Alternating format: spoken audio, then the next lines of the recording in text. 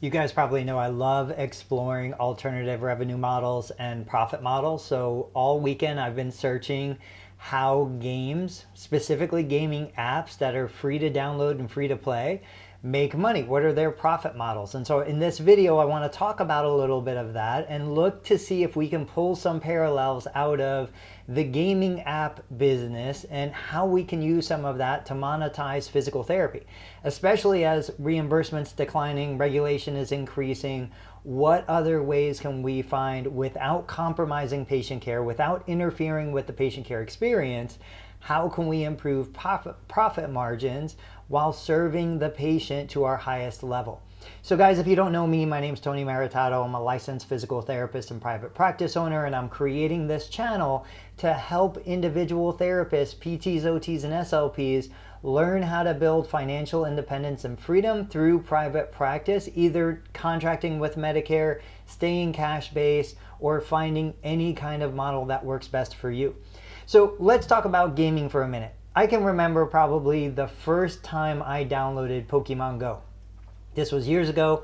My kids were dying for it. It was a free app. We downloaded it. I had read all of the articles about how people were getting out and walking and doing stuff. It was probably one of the key fitness apps that wasn't really a fitness app that got people off the couch and moving.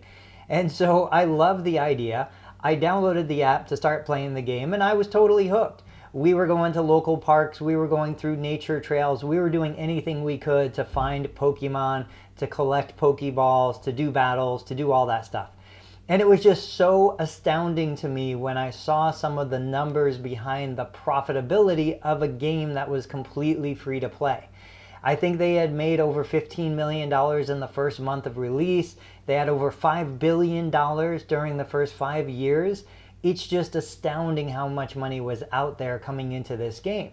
And what I loved about it even more was the fact that going into the game, you could make purchases of resources for the game to improve the play experience, but you were never required to. It was never like the game stopped to push an ad out to you. There were never interruptions. It didn't really feel like the game was there just to sell advertising or just to make money. It could make money, but it wasn't an integral part of the gaming experience itself. And so one of my favorite ways that games are using paid ads to monetize, even if you don't want to do in-app purchases, is in what they call reward-based ads. So my kids, myself, we love poker. We're a Texas Hold'em family. We play poker at almost every family gathering. Since my kids were 6 years old, they knew what beat what. They knew that a flush beat a straight beat a three of a kind. We've just always played poker. And so they like playing the WSOP poker app.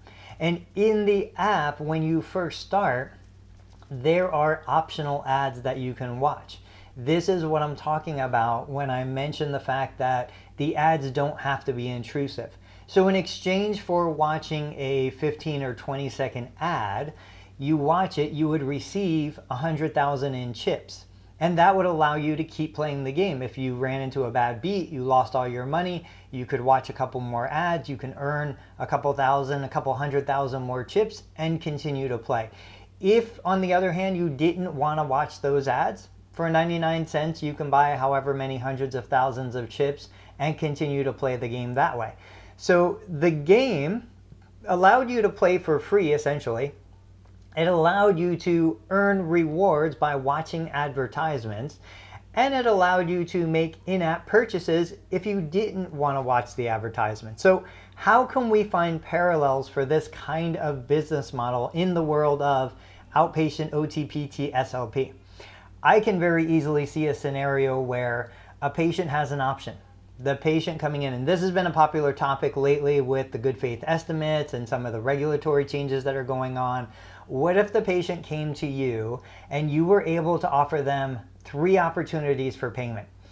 Option number 1 is they could use their health insurance. And depending on their health insurance and the policy, depending on whether you're contracted with that particular plan or if it was a federal plan, you have some options within what the insurance would cover.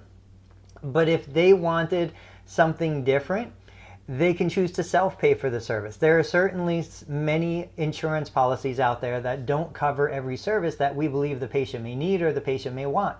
So if they don't want to use their health insurance, or if it's less expensive to not use their health insurance and private pay for the service, they have that option. Or what if there is a way to offer a monetized service that's being paid for by somebody other than the patient? What if there is a way, let's use telehealth because that's the easiest example, where if a client wanted to come on, they didn't want to use or they didn't have health insurance and they weren't able to afford or didn't want to pay out of pocket for a telehealth consultation. What if we could monetize the telehealth experience with paid ads? What if once the patient booked the appointment, an ad would display, maybe an ad from a durable medical equipment company, or maybe an ad from, I've got ads running on my website for various conditions related to knee pain because I have a website dedicated to total knee replacement. I'm getting paid about $240 a month right now from display ads, most of them focused around health-related products or services. So we could run a pre-roll, just like YouTube does, ad before the telehealth consult begins. We could do a mid-roll ad where maybe after a 10-minute mark, a little indicator shows up saying that if they want to continue with the call, they can watch a 30-second ad from whoever this person or company is, and then the call would continue. There can be a post-roll ad. If we're going to provide additional services or we're going to send them emails or anything like that, all of that could be sponsored content. During the actual telehealth interaction, there could be ads along on a sidebar or across the top or the bottom. These are all things that are being done every single day across various industries right now. We just haven't explored this opportunity within healthcare. But the idea is this isn't something that you have to do. The patient could choose to opt out of those ads and just private pay for the telehealth experience. If they have insurance coverage that would cover it and they want to use their health insurance, no ads would be shown.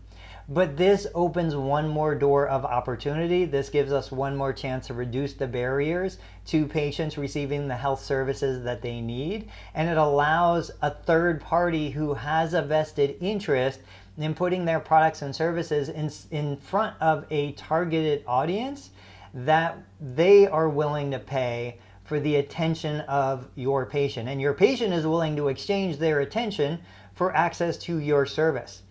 Everybody works out. You get paid, the company gets advertising, they get their attention, the patient gets the service they need. It's a win-win-win scenario. So I would love to hear from you guys. What do you guys think about having this as an option? I'm not saying that it has to be done on every experience. It's an option to offer to patients who either can't use health insurance, don't have health insurance, can't afford the level of service that you're willing to deliver, but it gives us one more kind of item on the menu. Let me know what you guys think. Let me know if you've experienced this, what your thoughts are on it, and I'll catch you on the next video. In the meantime, if you want to take a look, click on this thumbnail, see what YouTube is recommending you watch right after this.